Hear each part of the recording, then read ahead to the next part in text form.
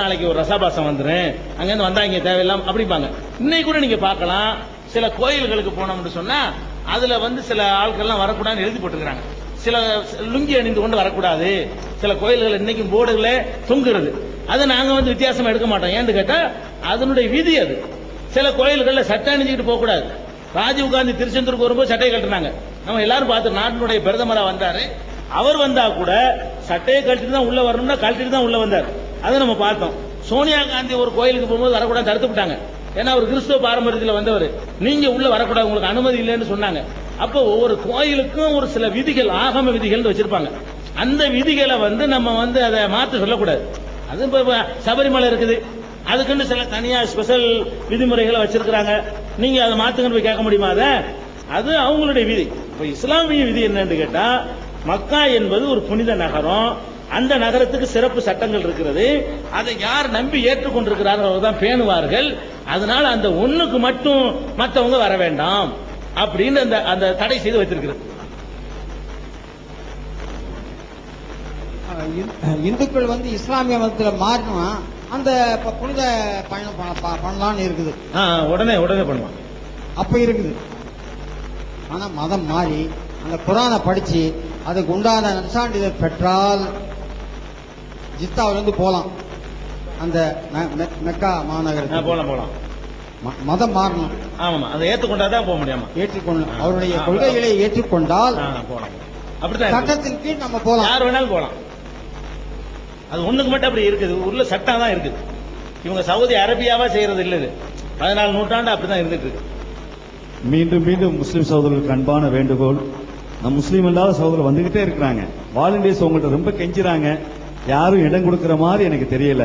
தயவு செய்து கொஞ்சம் இடம் கொடுங்க. ஏன்னா இனி உள்ள சேர் போட்டா நெருக்கடி ஆயிடும். உள்ள வருவதற்கு கூட இடம் இல்லாத அளவுக்கு நெருக்கடி இருக்கு. அதே மாதிரி கீழே ஹால்ல உள்ள சகோதரருக்கு ஒரு அன்பான வேண்டுகோள்.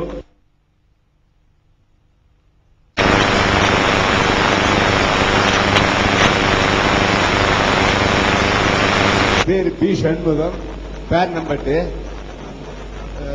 சலாம் அலைக்கும். இஸ்லாமிய மார்க்கம் என்ற ஒரு இயக்கத்தை நீங்க இயக்கிக் கொண்டு ஆம்பூர்ல நடந்து கொண்டிருக்கிறீங்க. அதை பத்தி நாங்க பார்த்து எங்க மனசுக்கு நல்ல சாந்தி, அமைதி கரெக்டா இருக்கிறது. பிறகு இதுக்கு முன்ன எங்க தாத்தா, எங்க அப்பா, நான் இப்போ வாழ்ந்து கொண்டிருக்கிறது ஒரு முஸ்லீமுடைய இதுலதான் நாங்க வாழ்ந்து கொண்டு இருக்கிறோம். அவங்களுடைய பண்பாடு, அவங்க பேசுறது, அவங்க அந்த 5 வேளை தொழுவை இவங்க பண்றது எல்லாம் எங்களுக்கு நல்லா பிடிக்கும். அதே போல சில நண்பர்கள், முஸ்லீம் நண்பர்கள், எனக்கு ஆம்பூர்ல இஸ்லாமிய மார்க்கம் என்ற ஒரு இயக்கம் நடந்து கொண்டிருக்கிறது. அதை நீங்கள் எல்லோரும் பார்க்க வேண்டும். அதை பார்த்து அது நன்மையா தீமையா என்ற ஒரு அறிகுறி நீங்கள் எங்களுக்கு விளக்கம் கொடுக்குமாறு என்று சொன்னார். அதே மாதிரி அதே முஸ்லீம் இஸ்லாமிய மார்களிடம் போய் நான் இந்த மாதிரி ஆம்பூர்ல இஸ்லாமிய மார்க்கம் ஒரு இனிய மார்க்கம் நடந்து கொண்டிருக்குது, அதை பார்க்கலாம் வா என்று கூப்பிட்டால், அதே இஸ்லாமிய ஒரு வாலிபர், அவங்க ஒரு முஸ்லீம் கிடையாது, அவங்க ஒதுக்கப்பட்டவங்க, அவங்க பாதியில வந்தவங்க, அதெல்லாம் பார்க்கறதுக்கு நீ போராட, நீ ஒரு மலையாளி என்ன காத்தால கேட்டாங்க, ஒரு முஸ்லீம்ஸ் கேட்டாங்க. இதுல யார் அவங்க உண்மையான முஸ்லீமா இல்ல இஸ்லாமிய மார்க்கம் நீங்க நடத்துங்க இது ஒரு உண்மையான முஸ்லீமா? உங்களுக்குள்ளே 2 பிரிவாக பிரச்சனை நடந்திருக்கும் போது இது உண்மையான முஸ்லீம் யார் என்ற ஒரு சந்தேகம் இருக்கு. கேள்வி கேட்கிறாரு. என்ன சொல்றாருன்னு கேட்டா, இந்த நிகழ்ச்சியை பத்தி இவர் போய் ஒரு முஸ்லீம் சொல்றாரு.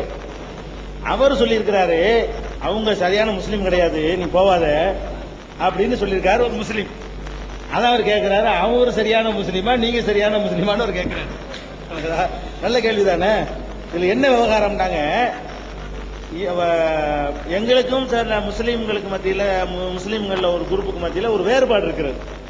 ஒரு பெரிய போராட்டத்தை நாங்கள் ஒரு 20-22 வருடங்களாக நாங்கள் செய்து கொண்டிருக்கிறோம். என்ன போராட்டம்னு சொன்னா, குர்ஆன்ல உள்ளபடி மட்டும் நீங்கள் நடங்கள், நபிகள் நாயகம் சொன்னபடி மட்டும் நடங்கள் என்று நாங்கள் மக்களுக்கு சொல்றோம். அவங்க என்ன சொல்றாங்கன்னு கேட்டா, எங்க இஷ்டப்படிதான் நாங்க நடக்குவோம், குர்ஆன்ல உள்ளபடி நடக்கணும்னு அவசியம் கிடையாதுன்னு சொல்லிட்டு அவங்க சொல்றாங்க. இதை எதிர்க்கிறதா எங்களுக்கு உதாரணமா நாகூர் தர்காவை பத்தி நீங்க கேட்டீங்க.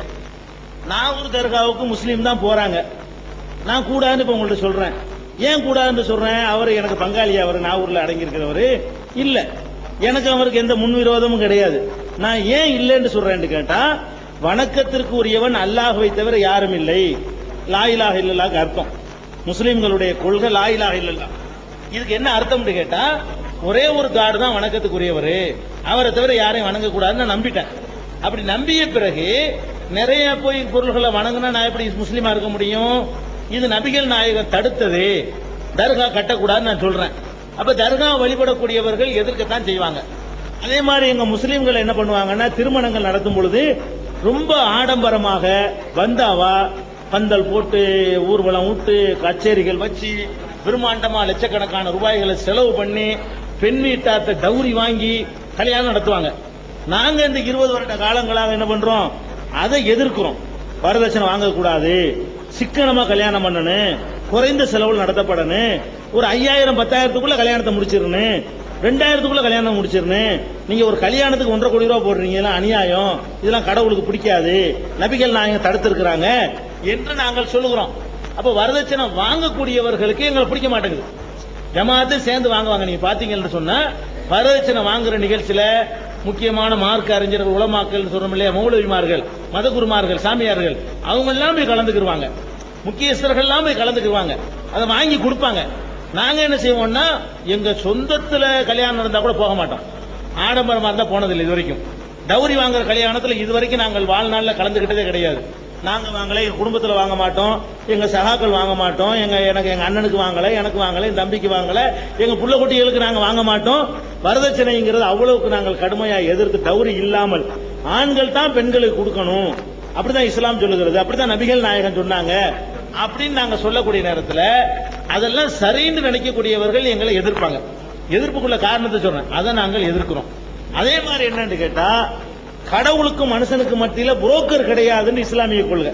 இப்ப எனக்கு ஒரு தேவை இருக்கு, வைத்த வலிக்குது, நான் நேர கடவுள்கிட்ட அப்பீல் போட்டுறணும். இவர் வழியா போகக்கூடாது, அவர் வழியா போகக்கூடாது, கடவுளே என் வைத்த வழியை போக்குன்னு கேட்கணும். இப்படி இஸ்லாம் எங்களுக்கு சொல்லி தருது. நபிகள் நாயகம் இந்த வழியத்தான் எங்களுக்கு சொல்லி தந்தாங்க. ஆனா முஸ்லீம் சொல்லி கொண்டு என்ன செய்யறாங்க தெரியுமா, வைத்த வழி செஞ்சோம்னா என்னை மாதிரி ஒரு ஆள்கிட்ட வர்றாங்க, வைத்த வலிக்குது, நீங்க கடவுள்கிட்ட கொஞ்சம் கேளுங்க, ஏன் நீங்க கேட்க வேண்டியதானே? என்னை மாதிரி ஒரு மத குருட்ட வந்து அவர் வழியாத்தான் போய் கேட்கணும்னு நினைக்கிறாங்க. இதை நாங்கள் எதிர்க்கிறோம். கல்யாணம் பண்றீங்களா, நீங்களா பண்ணிக்கிறணும், கர்மாதியா நீங்களா பண்ணிக்கிறணும் அப்படிங்கிறோம். முஸ்லீம்கள் என்ன பண்றாங்கன்னு கேட்டா, பெரும்பாலான தமிழ்நாட்டில் தான், உலகம் பூரா இல்ல, சவுதி அரேபியாவெல்லாம் போனீங்கன்னா நாங்க சொல்லக்கூடிய கொள்கை அமுல்ல இருக்கிறது. மொத்த அரபு நாடுகளே நாங்க சொல்லக்கூடிய முறை தான் இருக்கிறது. இவங்களுக்கு அரபு மொழி தெரியாத காரணத்தினால குர்ஆன்ல என்ன இருக்குன்னு உங்களுக்கு விளங்கல.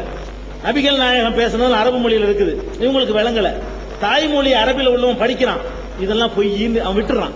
இவங்களுக்கு தெரியாத காரணத்துல என்ன பண்றாங்கன்னு கேட்டா, இறந்து போனாருன்னு வைங்களேன், 1வது நாள் சடங்கு, 3வது நாள் சடங்கு, 7வது நாள் சடங்கு, 40வது நாள் சடங்குன்னு சொல்லிட்டு அதுக்கு பேர் பாத்தியா, 1ஆம் பாத்தியா, 3ஆம் பாத்தியா, 7ஆம் பாத்தியா, 40ஆம் பாத்தியான்னு ஓதுவாங்க.